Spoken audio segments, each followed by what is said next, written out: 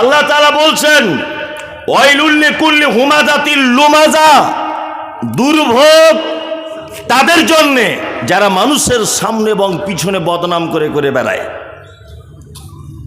এই পাপ আমাদের এলাকাতে হয় না, মুর্শিদাবাদে হয় না, আমাদের ওদিকে হয়, এদিকে হয় না। আমি বলবো না এদিককার কথা, বললে অসুবিধা আছে। হয়। কি আশ্চর্য ব্যাপার, পৃথিবীতে যে কত শ্রেণীর মানুষ, আপনার থেকে আমার যোগ্যতা কম, আপনার থেকে আমার বয়স কম, আপনার থেকে আমার টাকা কম, আপনার থেকে আমার রূপ কম, আপনার থেকে আমি কম দামি লোক, তবে একটা জিনিস আপনাদের থেকে আমার বেশি আছে। কি বলুন তো?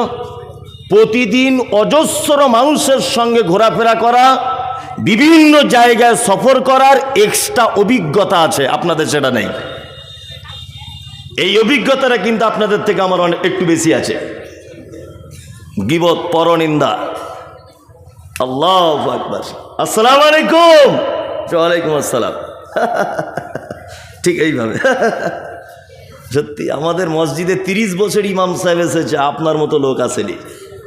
আপনি খুব আল্লাহওয়ালা মানুষ, আর আপনার কোরআন তেলাওয়াত এত মধুর, আল্লাহু আকবার, কলিজা ঠান্ডা হয়ে যায়।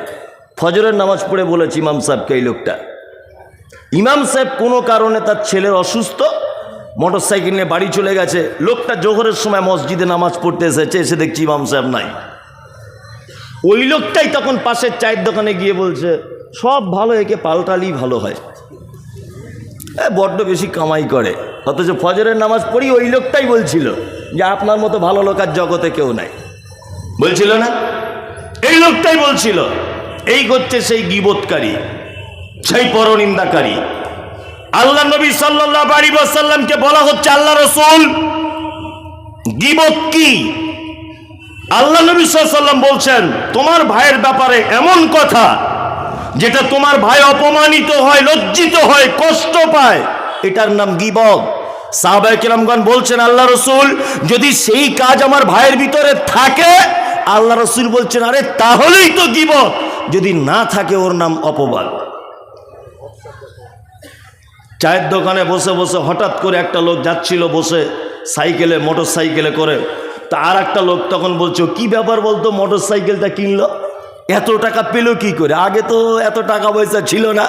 তা আর একজন বসে বসে তখন মুচকে মুচকে হেসে হেসে বলছে, আরে মোটর সাইকেল কি আর এমনি কিনেছে, কলকাতায় রাজমিস্ত্রি ঠিকাদারি করতে গিয়ে মাল ঝেড়ে নিয়ে চলে এসছে।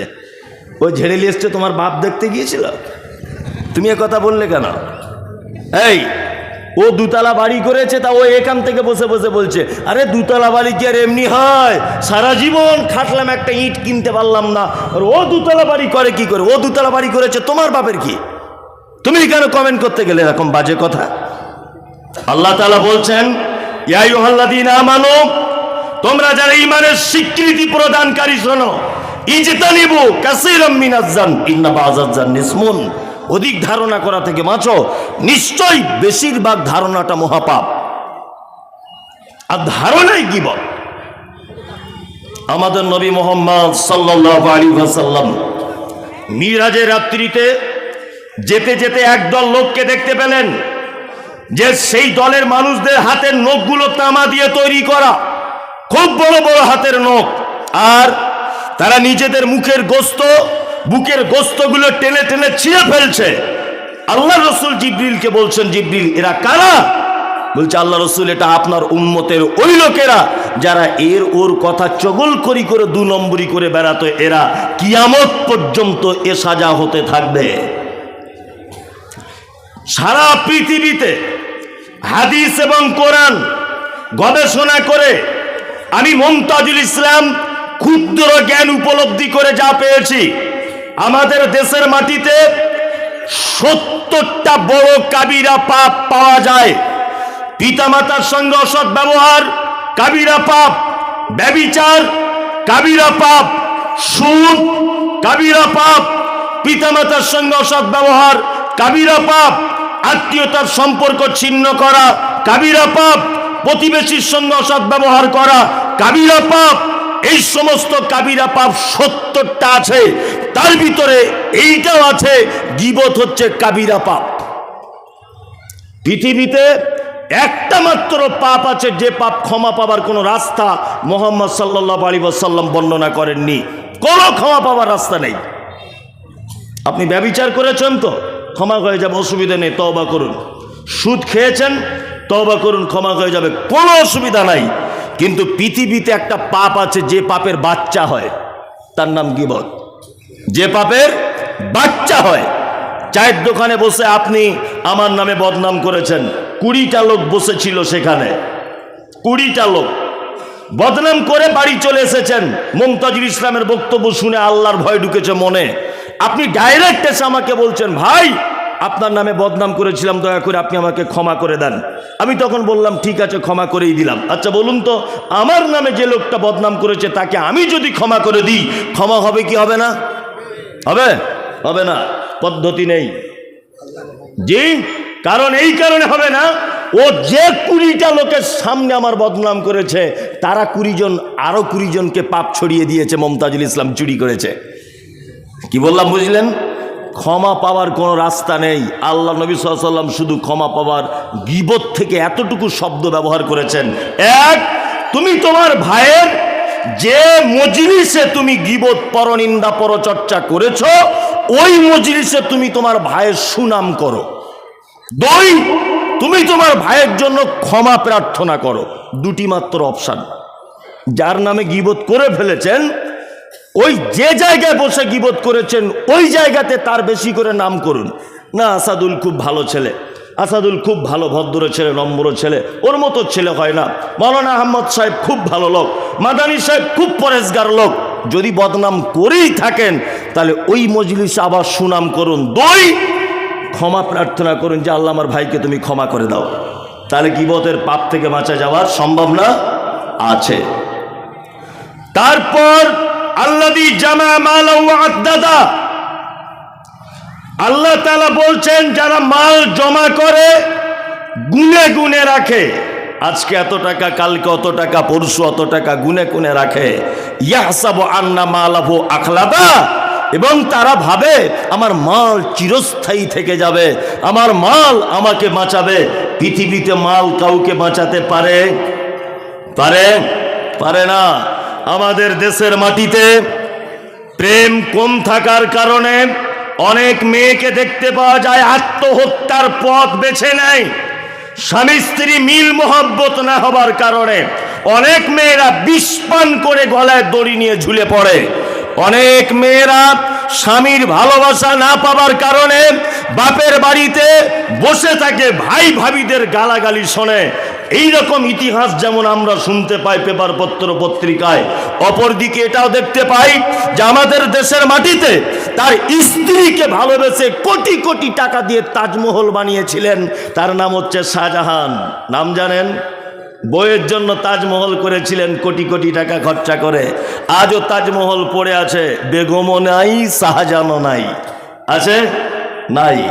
কমরেড জ্যোতিবাবু, বামফ্রন্টের সব থেকে দাপুটে নেতা ছিল কমরেড জ্যোতিবাবু, বেঁচে নেই। জি, বেঁচে নেই। প্রিয়রঞ্জন দাস মুন্সি রাজনৈতিক বক্তব্যের জাদুকর ছিলেন তিনি। বয়স্ক মানুষেরা জানেন, বেঁচে নেই।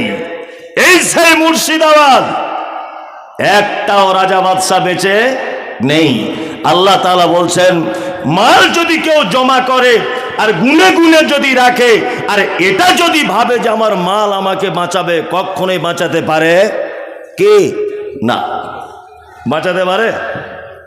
অনেক মানুষ আছে না, সারা জীবন মাল কামাই করে যাচ্ছে, কামাই করে যাচ্ছে। কোনটা হারাম, কোনটা হালাল, কোনটা বৈধ, কোনটা অবৈধ, কোন রকমের দাঁত বিচার কিছু আছে? হ্যাঁ, ওর কাছে কিছু বলতে যান তা কি বলবে? নামাজ পড়বো, এখন বেটাদের ভবিষ্যৎ করছি। বুঝছে না? বলছে বেটাদের ভবিষ্যৎ করছি। চাচা এখানে আসুন, আপনি এখানে আসুন, আসুন, আপনাকে কিছু বলবো না আমি, এখানে আসুন, আসুন না, আর আপনাকে ডাকছি, এখানে আসুন। না, ভয় কেন? আসুন এদিকে। হ্যাঁ, পৃথিবী কার নাম আপনাকে দেখাচ্ছি। আপনার বয়স কত? 65। আপনার আব্বা বেঁচে আছে? কত বছর মারা গেছে? 30 বছর মারা গেছে ওনার আব্বা। 65 বছর ব্যক্তির মানে বয়স। আচ্ছা বলুন তো, 30 বছরে আপনার বাপের কবরের সাইডে কোনোদিন গিয়ে দোয়া করেছেন যে আল্লাহ আমার আব্বাকে ক্ষমা করে দাও? সত্যি কথা বলুন, আল্লাহর কসম আপনাকে অপমানের জন্য আমি ডাকিনি। আপনি আমার বাপের বয়সে আপনাকে অপমানের জন্য ডাকিনি। আপনাকে দিয়ে আমি জাতিকে একটা শিক্ষা, একটা বার্তা দিতে চাইছি। তাহলে আপনার আব্বা মারা গেছে 30 বছর, 30 বছর আপনি একবারও টাইম পাননি যে আপনার আব্বার কবরের সাইডে গিয়ে যে আল্লাহ আমার আব্বাকে একটু ক্ষমা করে দাও, এটা বলার সময় হয়নি।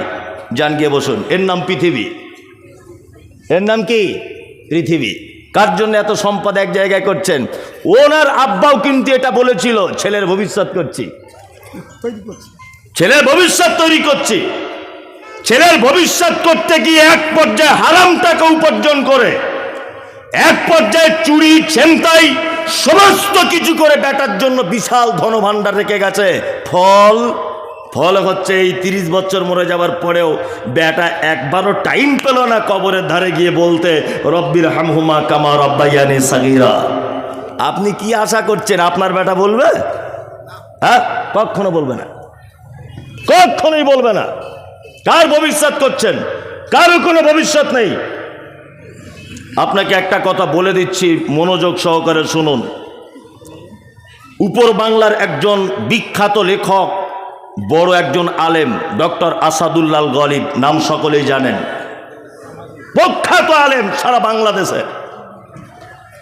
ডক্টর আসাদুল্লাহ গালিব সিরাতুর রসুল নামক একটা বই লিখেছেন।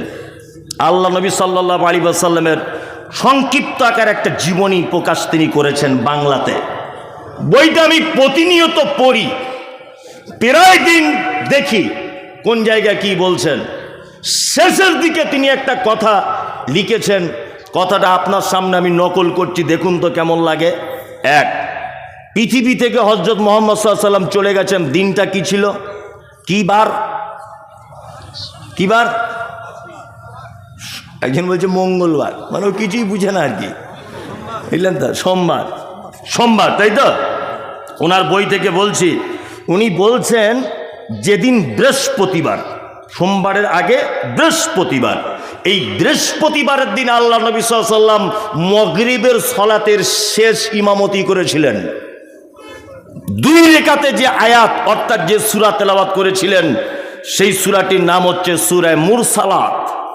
শেষ যে আয়াত তিনি তেলাওয়াত করেছিলেন পৃথিবী থেকে বিদায় হয়ে যাবার আগে, সেই আয়াতটির শব্দ ছিল এই, ফাবি আইয়্যি হাদিসিম বাদাহু ইউমিনুন। আল্লাহ তাআলা বলতে চাইছেন, এরপরেও কি তোমরা অন্য কোনো কথার উপর ঈমান আনবে? নবীজি যেন উম্মতদের জন্য বার্তা দিতে চাইছেন যে আমার পরেও কি তোমরা অন্য কোনো কিতাবের উপরে তোমরা ঈমান নিয়ে চলে আসবে? এশার আজান হচ্ছে মসজিদে, হাইয়া আলাস সালাহ, হাইয়া আলাস সালাহ, বেলাল আজান দিচ্ছে। আল্লাহ রাসূল ওযু করলেন, যেভাবে উনি লিখেছেন আমি সেইভাবে বলছি, চুল পরিমাণ এদিক ওদিক করছি না। তারপরেও আমি মানুষ, বলতে গেলে মিস হতে পারে। একবার ওযু করলেন, ওযু করার পর আল্লাহ রাসূল বেহুশ হয়ে গেলেন, আবার ওযু করলেন, আবার বেহুশ হয়ে গেলেন, আবার ওযু করলেন। বেহুশ হয়ে যাবার আগে আল্লাহ রাসূল আবু বকরের দিকে ইশারা করে বলছেন, আবু বকর ইমামতি করতে চলে যাও। হযরত আবু বকর ইমামতি করতে গেলেন বটে, কিন্তু মন চাইছে না। কারণ হচ্ছে একটা, যে বিশ্ব নবী তখন বেঁচে আছেন। হযরত আবু বকর সিদ্দিক রাদিয়াল্লাহু তাআলা আনহু আল্লাহ রাসূল বেঁচে থাকার অবস্থায় 17 ওয়াক্তের ইমামতি করেছেন, 17 ওয়াক্তের। বৃহস্পতিবার আল্লাহ রাসূল আর নববীতে ঢুকতে পারেননি, শুক্রবার আর ঢুকতে পারেননি নববীতে। শনিবারের দিন সকালে আল্লাহ রাসূল সাল্লাল্লাহু আলাইহি ওয়াসাল্লাম একটু সুস্থতা বোধ করলেন। আয়েশাকে বলা হলো, আয়েশা, দুজন কোন সাহাবীকে ডাকা হোক। দুজন সাহাবীকে আম্মাজান আয়েশা পর্দার আড়াল থেকে ডাকলেন, তারা এসেছে। আল্লাহ নবী সাল্লাল্লাহু আলাইহি ওয়াসাল্লাম 2 জন সাহাবীর কাঁধে ভর দিলেন। ভর দেওয়ার পরে মসজিদে নববীতে ঢুকছেন। হযরত আবু বকর তখন জোহরের নামাজের ইমামতি করছেন। হযরত আবু বকর বুঝতে পেরেছেন আল্লাহর নবী সাল্লাল্লাহু আলাইহি ওয়াসাল্লাম মসজিদে নববীতে ঢুকছেন। এই বুঝতে পারার কারণে হযরত আবু বকর পিছনে চলে আসার জন্য মনস্থির করলেন। আল্লাহ রাসূল সাল্লাল্লাহু আলাইহি ওয়াসাল্লাম আবার বললেন, আবু বকর তুমি নিজের জায়গাতে দাঁড়াও, একদম নিজের জায়গাতে থাকো, হিলবে না। হযরত আবু বকর দাঁড়িয়ে আছেন। সাহাবায়ে কেরামগণ আল্লাহ রাসূলকে নিয়ে আবু বকরের বাম দিকে বসিয়ে দিলেন।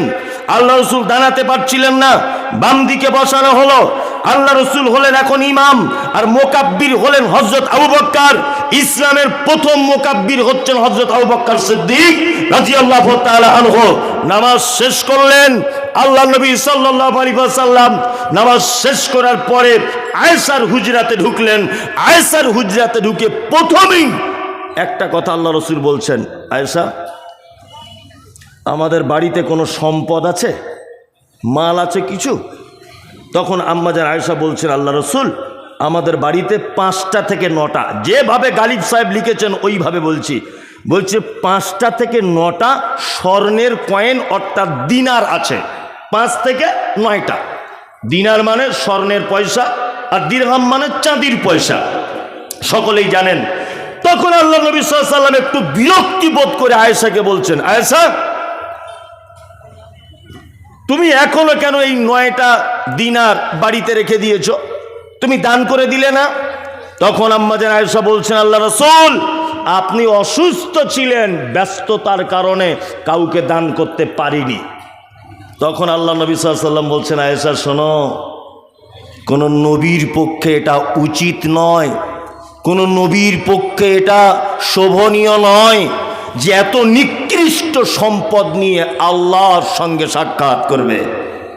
তার মানে আল্লাহ রাসূল সাল্লাল্লাহু আলাইহি ওয়াসাল্লাম আয়েশাকে এটা বোঝাতে চাইলেন, আয়েশা, তুমি যদি দান করে দিতে 9টা পয়সা, তুমি যদি 9টা দিরহাম আল্লাহ রাস্তায় খরচা যদি করে দিতে, তাহলে আমি নবী এর বিনিময়ে আখিরাতে পেয়ে যেতাম আল্লাহর কাছে। কিন্তু আয়েশা, তুমি যে বাড়িতে গচ্ছিত রেখে দিয়েছ, আমি মনে করছি এটা হচ্ছে সব থেকে নিকৃষ্ট সম্পদ। তার মানে আপনি এখন হাফসাতে যে টাকাটা দান করে দিলেন এটা উত্তম সম্পদ। বাবুপুর মাদ্রাসাতে আমি আবার আসছি, মাদানী সাহেব আমাকে দাওয়াত করেছেন, আসব। ওখানে আপনি যে টাকাটা খরচা করেন এটা হচ্ছে আপনার উত্তম সম্পদ, যেটা রেখে আপনি পৃথিবী থেকে চলে গেলেন বেটা বেটির জন্য, এটা হচ্ছে সব থেকে খারাপ সম্পদ। কারণ আপনি চলে গেলে মারামারি শুরু হয়ে যাবে। আপনার কবরের সাইটে 30 বছরে কোনোদিন রব্বির হামহুমা কামা রব্বায়ানি সাগীরা বলার কেউ থাকবে না। আল্লাহ তাআলা বলেন, আল্লাযী জামা মালা ওয়া আদ্দাদা, দুর্ভোগ তাদের জন্যে যারা তাদের সম্পদ জমা করে গুনে গুনে রাখে। ইয়াসাবু আন্না মালাহু আখলাদা, আর যারা এটা ভাবে আমার মাল আমাকে বাঁচাবে, কাল্লা, আল্লাহ বলছে কখনোই নয়, লায়ুম বাজান্না ফিল হুতামা, অচিরেই তাকে হুতামা নামক জাহান্নাম দেখানো হবে।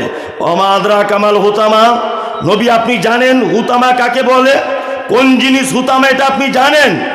আল্লাহ তাআলা তারপরে আবার বলছেন নারুল্লাহিল মুকাদা, এই জাহান্নামটা এমন জাহান্নাম, নারুল্লাহিল মুকাদা, এটা আমার প্রজ্বলিত নিজস্ব তৈরি করা আগুন। আল্লাতী তাত্তালিউ আলাল আফইদা, এই আগুনের এত তীব্রতা যে মানুষের অন্তঃকরণ পর্যন্ত পুড়িয়ে ছাই করে দেওয়া হবে। ইন্নাহা আলাইহিম মুসাদা, তাদেরকে জাহান্নামীদেরকে এই হুতামা নামক জাহান্নামে দিয়ে বেঁধে রাখা হবে। ফি আমাদিম মুমাদ্দাদা, লম্বা লম্বা বড় বড় খুঁটিতে তাদেরকে পেঁচিয়ে বাঁধা হবে। আচ্ছা বলুন তো দেখি, কিয়ামতের মাঠে যদি একটা মানুষকে আল্লাহ বলে, এই তুমি এইখানে দাঁড়াও, এক পা চলতে পারবে না, বলুন তো তার চলার ক্ষমতা আছে?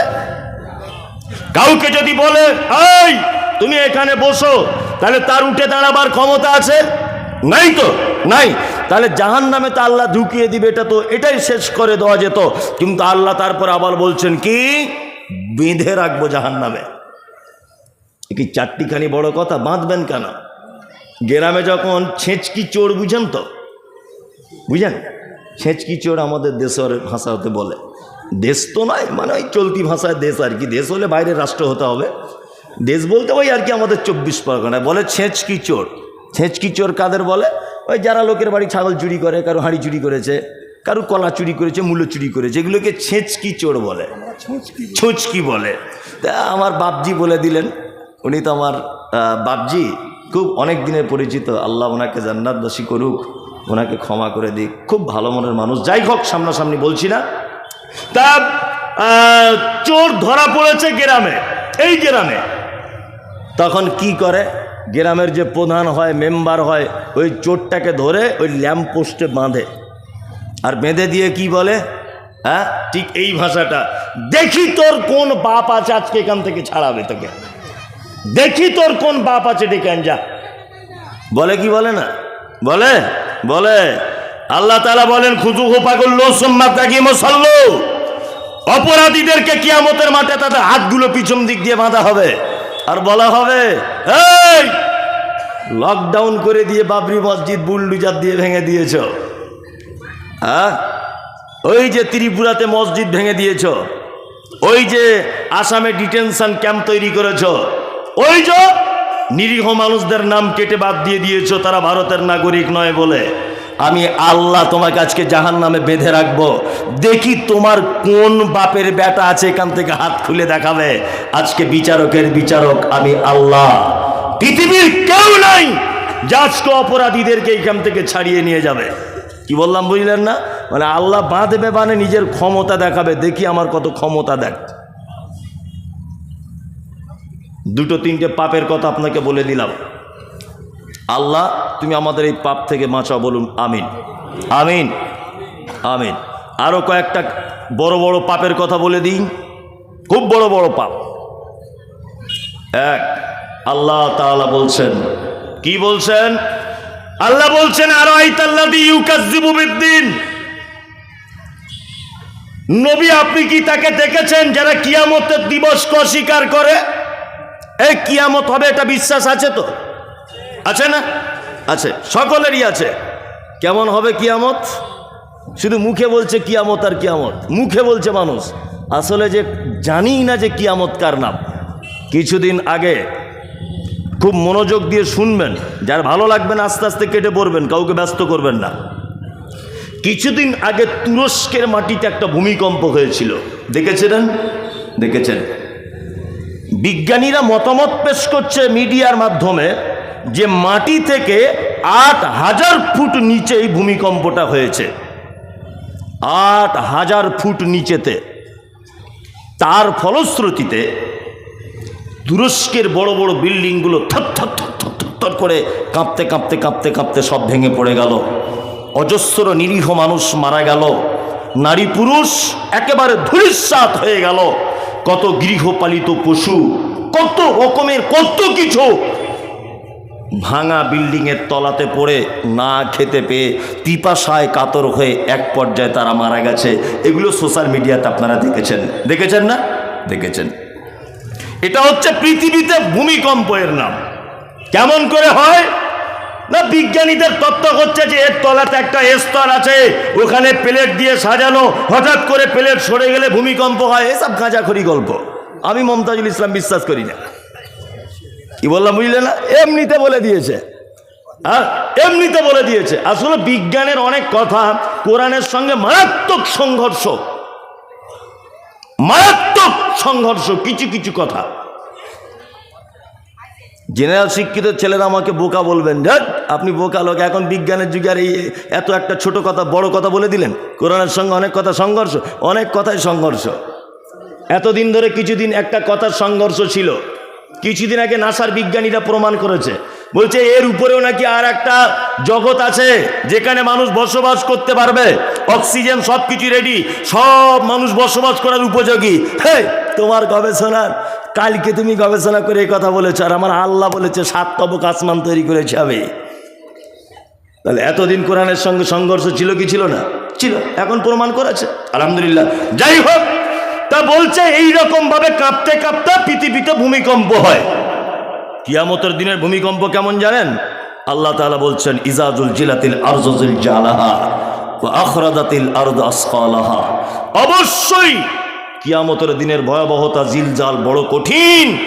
কত কঠিন? আল্লাহ তাআলা বলছেন ওয়া আখরাজাতিল আরদু আসকালাহা, নিচে থাকা ভারী সম্পদগুলিকে উপরে তুলে দেওয়া হবে। ঢালাই মেশিনে দেখেছেন মশলা যেমন মাখে, ঠিক কিয়ামতের দিনের ভূমিকম্প তেমন হবে। আল্লাহ তাআলা বলেন, কি বলছেন?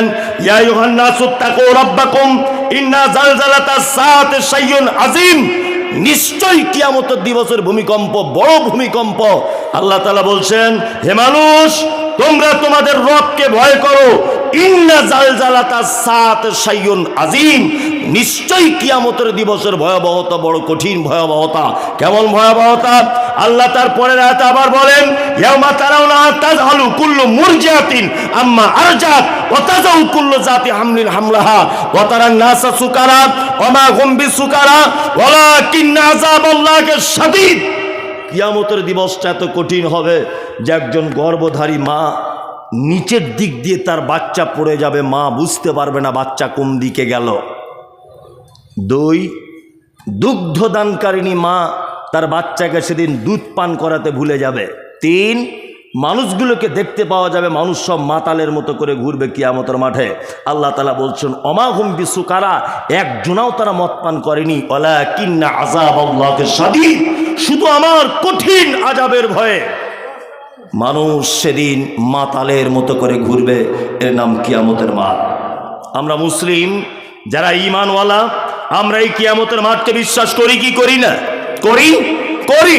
আল্লাহ সুবহানাহু ওয়া তাআলা বলছেন আরাইতাল্লাযী ইউকাজ্জিবু বিদ্দীন, নবীকে বলছেন, নবী আপনি কি তাদেরকে দেখেছেন যারা কিয়ামতের দিবসকে অস্বীকার করে?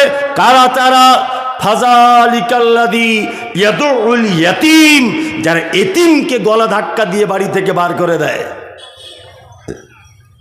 এতিম বুঝেন কাকে বলে? যার আব্বা নেই, এখনো যৌবনে পদার্পণ করেনি, এ হচ্ছে এতিম। একজন লোক আল্লাহ রসুলকে এসে বলছেন, আল্লাহ রসুল আমার হৃদয়টা খুব শক্ত, কঠিন মনের মানুষ আমি। তা আল্লাহ রসুল সাল্লাল্লাহু আলাইহি ওয়াসাল্লাম বলছেন, এক কাজ করো, তোমার প্রতিবেশী কোন এতিম বাচ্চার মাথায় হাত বুলিয়ে দাও, দেখবে আল্লাহ চাইলে তোমার অন্তরটাকে নরম করে দিবে। কি বললাম বুঝলেন? আপনাকে এর আগেও বলেছি সোশ্যাল মিডিয়াতে, আবার আজকে কাছে পেয়ে বলছি যে আপনি চকলেট কিনতে গেছেন আপনার পোতার জন্যে। কার জন্যে? পোতার জন্যে। চকলেট 10টা চকলেট কিনেছেন। ওই দোকানি এক সাইডে আপনাদের পাড়া শফিকুলের বেটা, শফিকুল কিছুদিন আগে রোড অ্যাক্সিডেন্টে মারা গেছে, ওর বেটাটা আপনার চকলেটের দিকে বারবার ফ্যাল করে এরকম করে তাকিয়ে আছে, বারবার দেখছে। আপনি আপনার পোতাকে এক হাতে ধরলেন আর 10টা চকলেট পকেটে ভরে নিয়ে বাড়ি চলে এলেন। জি, আপনার কাছে বিনীত অনুরোধ যে আপনি অন্তত একটা চকলেট ভেঙেও ওর হাতে দেন। কিছু মানুষ আছে দেখবেন ওরা খুব সস্তায় জান্নাত যেতে চায়, খুব সস্তায়। যেমন এই যে হজ করলে নাকি সব গুনাহ মাফ হয়ে যায়। সত্যিই এটা আল্লাহ রসুলের হাদিস। যে হজ করে চলে এলো সে মাসুম বাচ্চার মতো হয়ে গেল, নিষ্পাপ শিশুর মতো, তাই তো স্যার? একদম নিষ্পাপ। এটা এক শ্রেণীর ধনী লোকেরা সস্তায় পরিণত করেছে। একবার হজ করেছে দেখবেন আবার চলে যাচ্ছে আর একবার, 2 বার ফরজ হজ হয়ে গেল, এবার প্রতি বছরে দেখছি ওমরা করতে যাচ্ছে, প্রতি বছরে। মানে ও ভেবেছে যে জান্নাত আর অন্য কোথাও নেই, মক্কা মদিনাতেই আছে, এটা ও ভেবেছে আর কি। আর ধনী লোক ও ভেবেছে বছরে 1 লাখ টাকা খরচা হবে, তাই কি হবে? কি বলছি বুঝতে পারছেন? কিন্তু ওর বাড়ির পাশের একটা বিধবা মেয়ে আজকে 3 মাস যাবৎ অর্থের কারণে ডাক্তার দেখাতে পারছে না, এই লোকটা ওর কোনোদিন খোঁজ নেয় না। কি বললাম বুঝলেন? কিছু কিছু লোক আছে খুব শিয়ানা, ভিখারিকে ভিক দেয় না, অথচ ইমাম সাহেবের যেদিন পালি হয় সকালবেলা জিজ্ঞাসা করতে যায় কি খাবেন? খাসি খাবেন? খাসি না, আমি তো খাসি খাই না, পেটের প্রবলেম। কি খাবেন? ইলিশ। ও জীবনে ভিখারিকে ভিক দেয় না, ও ইমাম সাহেবকে জিজ্ঞাসা করতে যাচ্ছে কি খাবেন। তার মানে কি? ও শিয়ানা চিজ। ও জানে ভিখারিকে খেলে অ্যাডভার্টাইজ হবে না, ইমাম সাহেবকে খেলে অ্যাডভার্টাইজ হবে। সারা গ্রামে কোনোদিন যদি ভুল করে একবার বলে দেয় ইমাম সাহেব জুম্মার খুতবায় যে ওই আশরাফুল ভাইয়ের বাড়িতে খাসির মাংস খাওয়া হলো, তাহলে হয়ে গেল অ্যাডভার্টাইজ। কি বললাম বুঝলেন না? অ্যাডভার্টাইজ। এরকম লোক আপনাদের এলাকায় নেই, আমাদের ওদিকে আছে, এদিকেও আছে, এটা আমি বলবো না। যাই হোক, অ্যাডভার্টাইজ শুধু প্রত্যেকবারে। ও ভেবেছে মনে হয় প্লেনে করে গিলেই মনে হয় ওখানে জান্নাত বসে আছে। খ্যাপা কোথাকারে খ্যাপা, জান্নাত তোমার বাড়ির পাশেও আছে। একটা এতিম বাচ্চা ছেলেকে সহযোগিতা করো, দুস্থকে সহযোগিতা করো। এই মাদ্রাসা, বাবুপুর মাদ্রাসা আমি অনেকবার এসেছি, কত এতিম বাচ্চারা পড়ে। কেন গিয়ে আপনার বাড়িতে মাঠে ফসল হয়েছে, মাদ্রাসায় গিয়ে দিয়ে আসুন। মাদানিকে জিজ্ঞাসা করুন যে কটা এতিম আছে, হ্যাঁ প্রত্যেকের জন্য একটা পাঞ্জাবির কাপড়, একটা লুঙ্গি বা 100 করে টাকা 2-6 মাস পরে পরে একবার করে গিয়ে দিয়ে আসুন না। কোথায় আপনি জান্নাত খুঁজতে চাইছেন? এখানে বাড়ির পাশে বাবুপুরে জান্নাত, হাফসাতে জান্নাত, হ্যাঁ এইখানে জান্নাত ঘোরাঘুরি করছে, ওই এই জান্নাত খুঁজে পায় না।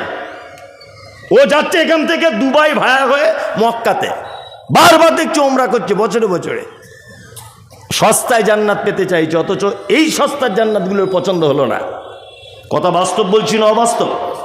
এতিমদের সঙ্গে কখনো খারাপ ব্যবহার করবেন না, যত পারবেন তাদের পাশে থাকবেন। 2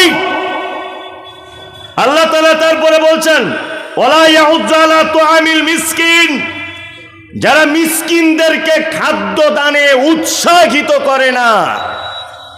ফকির আর মিসকিন দুটো শব্দ বাজারে চলে। ফকির ওই লোক যার কিছু আছে তারপরেও তার সমস্যা মেটে না, অপরের মুখাপেক্ষী হতে হয়, এ হচ্ছে ফকির। মিসকিন হচ্ছে সেই যার কিচ্ছু নেই, নিঃস্ব, অভাবী, এই লোক হচ্ছে মিসকিন। কখনোই আপনার কাছে বিনীত অনুরোধ যে মিসকিনদেরকে আপনার দরজা থেকে ঠেলে দিবেন না, খাদ্য দানে উৎসাহিত করবেন। দরজাতে লা ইলাহা ইল্লাল্লাহ, আমি চোয়াপুকুর থেকে এসেছি, মা দুটো ভিক্ষা দাও। একজন এসেছে, এ পুরুষ মানুষ আর কি, বুঝলেন তো। তা লোকটা দরজাটা খুলেছে, ভিখারিকে দেখে বলছে এই কি করতে এসেছ? এই যে ভিক করতে এসেছি। তুই যে ভিক করতে এসেছি তো তোমার হাতে বড় ফোন কেন?